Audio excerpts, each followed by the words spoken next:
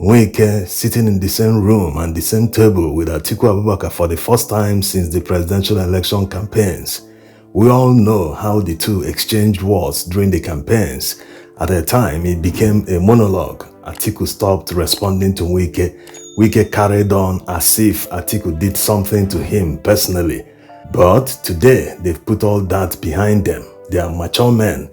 They are now discussing the future of PDP. It is a great sight indeed. Now, after the NEC meeting, the PDP released a statement, but one thing is conspicuously missing. Does it mean that the National Executive Committee of the PDP is sending a message to Nigerians that any of their party members can do anything they like, even if it means hurting their chances at winning the presidential election? Is that the message they are trying to pass? This is because the G5 governors, headed by Wike, worked against PDP during the presidential election. They worked for Tinubu. In fact, that's why Wike is the FCT minister today, having worked against his own party. So are they saying that, hey, it doesn't matter, he has done it, it is the past, we won't sanction anyone, is Wike bigger than PDP? Let's even leave the G5 governors. How about current PDP governors that are always there, hobnobbing and paying homage to Tinubu?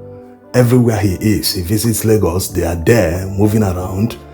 Nigerians can't take PDP seriously because they are one and the same with APC.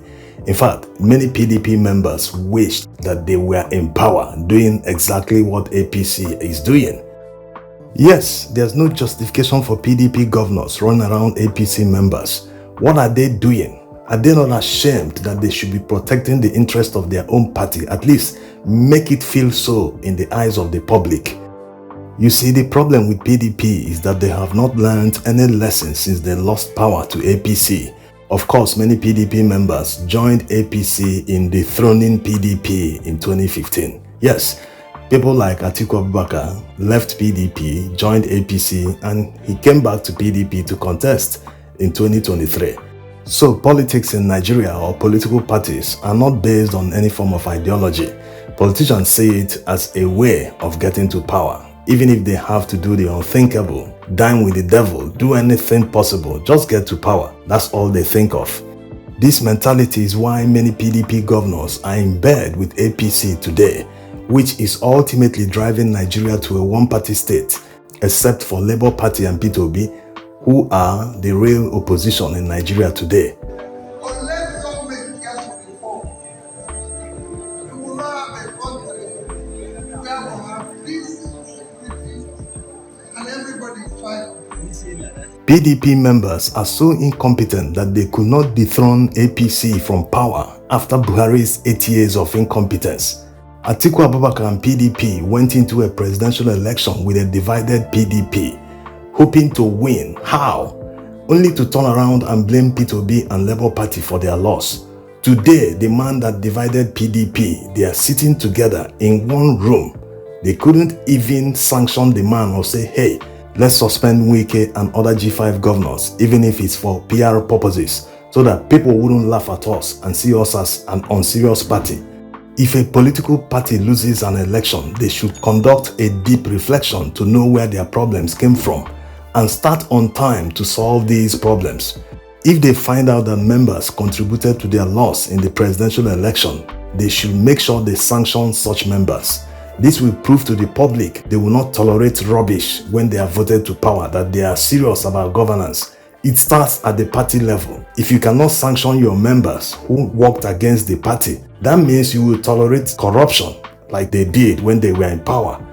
Until PDP takes all the right steps, Nigerians will never take them seriously when some of their governors have already endorsed Tinubu for 2027. Can you imagine? Because they feel that every election must terminate at the court, that the courts must decide, and because they know the man has all the courts, the entire judiciary in his pocket, so he has the ultimate decision. Because of that, they've sold their everything to him and their party, at the detriment of Nigerians and their own party, and party members are not saying anything about it. This is not a serious political party. Bala Mohammed has one leg in APC and the other in PDP. He's everywhere Tinubu is. So as the Delta State Governor, that of Akwa Ibom, Bayelsa, even the governor of Adamawa State, Atiku's home state. These people are just shameless. Not that people shouldn't attend social events irrespective of political affiliation, but going specifically to pay homage and show allegiance to the person that belongs to another party, it shows they are one and the same. Yes, how will PDP members be able to oppose APC government if they do things wrong? Of course, they've brought massive hardship to Nigerians, so PDP can never be a viable opposition that Nigerians will fully support and say, hey, let's follow this PDP so that they will help us and oppose the current government. That can't be possible when PDP members are already in bed with APC.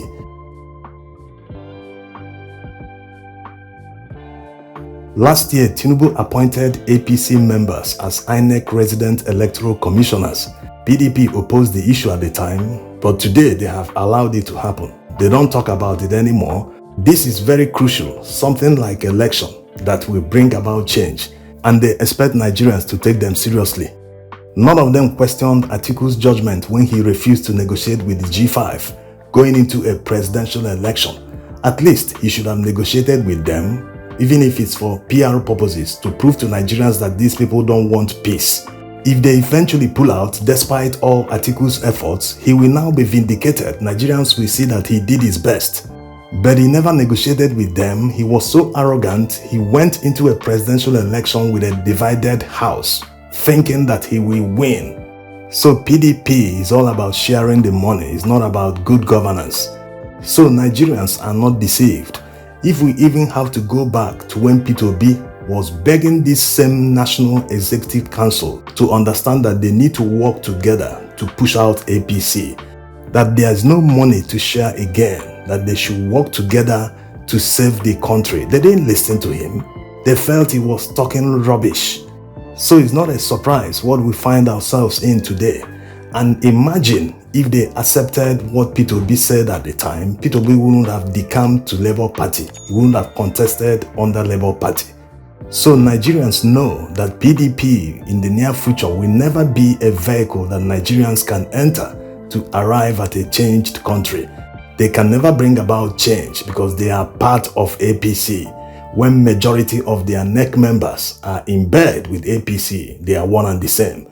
People who named them APC, they didn't make a mistake. So until they start making all the right moves and making all the right decisions, Nigerians can only pitch their tent with Labour Party for now. Until 2027, when they will start running around to form an alliance that will work in favor of APC. If PDP were a serious party, they would have started now on time to form that alliance to defeat the APC. But no, they are in bed with them because their primary concern is stomach infrastructure. Thanks for watching.